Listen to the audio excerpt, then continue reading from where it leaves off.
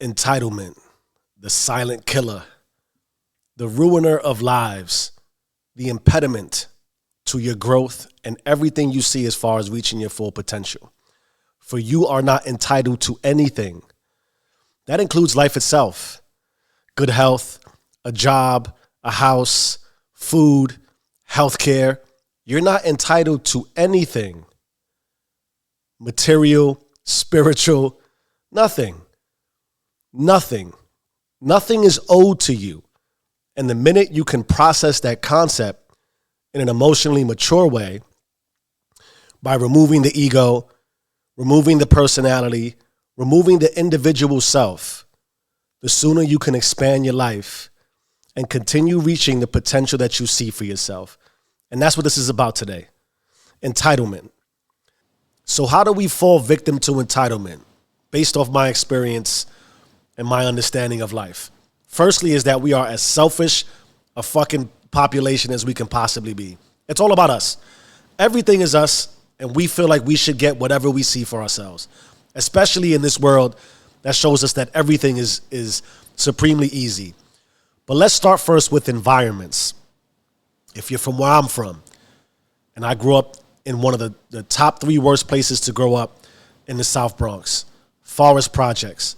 And for anyone who knows anything about a project environment, a welfare enablement, a system, concrete jungle style environment, it is that whether you have realized it or not, you are supremely entitled. From the basic fundamental of, you know you don't want to be there. No one wants to stay there, but no one seems to be able to get out. And why? Because we're victims. Because as we're in the program, receiving enough money to pay rent, receiving enough money to provide food, receiving enough money to buy clothes, because if you haven't been to a project environment, not everyone sells drugs. Not everyone is hustling the block. Not everyone is pushing something, but a large majority are rocking the J's. A large majority look real good when they come outside. They're clothed really nicely. Optically, if you look at people who live in these poverty-driven mindset environments, they don't typically lack for things. And that, of course, without doubt, unless you decide to be supremely selfish and ignorant, or a combination of both, is entitlement.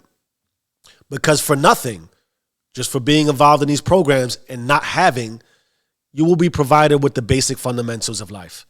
And that's truth. So we can argue and debate about the injustices that go on in these environments, the difficulties with breaking free from this mindset, and everything that permeates in and around the culture of this lifestyle. But the fact is, at a baseline level, we're enabled and entitled. And because that basic level of entitlement comes with pretty much doing nothing, the alternative is starting a career or getting a 9-to-5 that won't pay you as much as what the programs offer, and you won't be rocking the J's, you won't be rocking the latest fashions, you won't have ice dripping down your neck. That's just truth. That's just truth. And left with that reality between choosing to have to work a 9-to-5 and barely make ends meet, or sitting at home and barely making ends meet, we, of course, default to the entitled mechanism of, I'll just stay in these programs. And of course, yes, it's deeper than that. Of course, yes, there's a lot of other factors, but we have to, at least at minimum, come to the realization that that is not your only alternative. You don't have to stay there. You don't have to accept being in the program. You can push out if you first start to believe nothing is owed to you. Listen, when I got my first job, I was making like $30,000 a year. I moved out into a studio apartment, had just got married, and my wife was pregnant. Didn't have enough to pay anything. Check to check is not even, it was beyond check to check. Not even, I reached in my pocket, all I felt was my leg, right? All that crazy stuff. I got a call from someone really close to me who said, listen, there's a way out of this.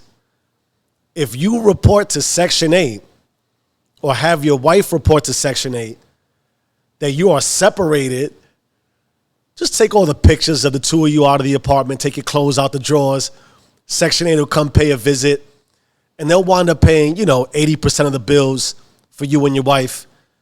And then you just come back. You come back, you live without the pictures of you in the house. No big deal. You'll get some assistance that way. That is a reality. That is an option. And when you submit to that option, you get everything that comes with submitting to that option. And some way, somehow, you're now entitled to what? More enablement? More programs? More options that require you to remove your clothes and pictures? It's an option. Now, let's not get it twisted. Having moved into an upper middle class environment where people are always busy being busy, living the white picket fence life with the piano lessons and soccer tryouts and musical theater and horse riding lessons and everything that comes with measured success through reaching a high level in your profession. Because that's all well and good. It's great. You should do that if you can. But somehow people in this environment feel like, oh, we've made it. And that level of I made it feels like there's a return on investment that should come with the material success you achieve. That because I am materially fortunate, I am career driven and a high achiever, that somehow I should have all the emotional, spiritual, family, relational success that comes with it. But the reality to that entitled mindset too is when you're busy comparing, critiquing, contrasting, judging, because there's highly judgmental people in my experience, you still have to come home, close the doors, and it's just you. It's just you and the life that only you see when that door is closed, and it's just you and your family, you and the relationships that really matter, and those things are taking a hit because of all the entitlement that comes with career success, business success, that doesn't always translate at home. And that's a real thing too. Now, these environmental factors, this mindset is paramount to everything that we do, particularly because we have to work. And so now we've developed a culture where quiet quitting can be accepted. And this translates. The idea that you woke up today, the world is abundant, you're alive, and so you deserve, and you deserve, and you deserve. And that if you don't get what you think you deserve, you'll put in less effort. How that is fucking logical, I don't understand. And so culturally, and I don't know why we put so much negativity on 9 to 5. Like, you got to work. If you don't like to work, find different work to do. It's just a matter of skills. But while you're at work, why wouldn't you put in the maximum amount of effort? How could you possibly build a routine of when you apply for a job and you're hired, you sign a contract. That contract says you will provide these set of services during this time frame, and you will be paid for said services. You signed it. You accepted it. You were probably eager and couldn't wait to get the job. And now that you have the job, now that you're working, you feel entitled to a work-life balance. You feel entitled to being paid more. You feel entitled to a higher. Why? Where does this stem from? Where does the concept of you agreed to perform a set of services come with you dictate how you're compensated for those services? Why? How is that logical? When does it become work less, receive more? And I'm not saying that work-life balance isn't critical, but most of you barely put in the 40 hours. There's laws, studies, and science that says 80% of the work is done by 20% of the business, which means 20% of the staff in any one organization is doing the heavy lifting. Most of you barely come in on time. You leave early. You take extended lunch breaks. You call out once a week.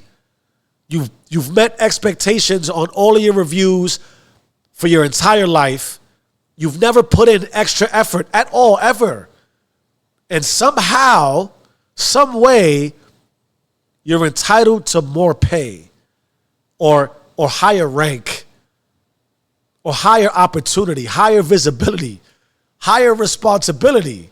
How could you quiet quit and expect to be treated, or I should say not even treated, compensated at a higher level? The math doesn't add up. So now if we can see and agree that the math doesn't add up professionally, environmentally, then the logic applies relationally. And the difficulties we have with our most intimate relationships, marriages and significant others, whom at first opportunity, and I've been guilty myself, we're quick to complain about what we don't have, about what it isn't, and about what it used to be, predominantly because we feel entitled to a certain level of intimacy, a certain level of respect, a certain level of appreciation that comes with just the fact that we're in a relationship. And that logic cannot apply. It doesn't make sense. The math doesn't add. And so these habitual routines of entitlement lead to complacency, stagnation, routines of really never having made any progress or seeing an evolution across the spectrum of your world. Because if you're seeing the same environment and believe you're entitled to the same things that come with that, if you're seeing the same profession and think you're entitled to what comes with that, and you're seeing the same relationships and you think you're entitled to everything that comes with that, it goes back to my favorite line: nothing changes if nothing changes. In some way, somehow, we feel like we're owed something different. The math just doesn't add up.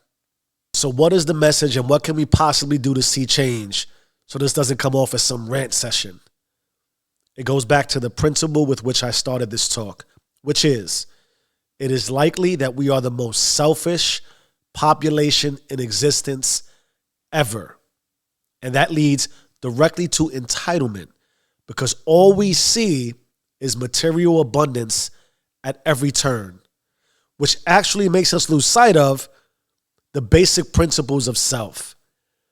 And so if we can get back to some self-reflection, self-discipline, a gratitude practice that allows us to see through and see behind the image, the mirage, and the agenda being pushed, then we can be as simple or as return to simplicity of that just waking up, in which we are not entitled to, is a gift. And you should practice gratitude as soon as you take breath. That 9 to 5 that you can't stand, that you don't have to be there, but while you're there, you can be a little grateful that you do have a 9 to 5. That the environment you see, however impoverished or perceptually grand it might be, that we are still not granted and given the basic premise of breath and life.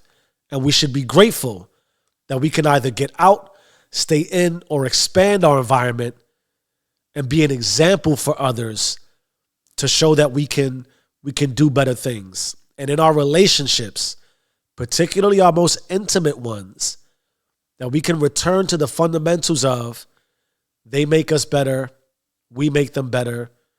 We are grateful to have them.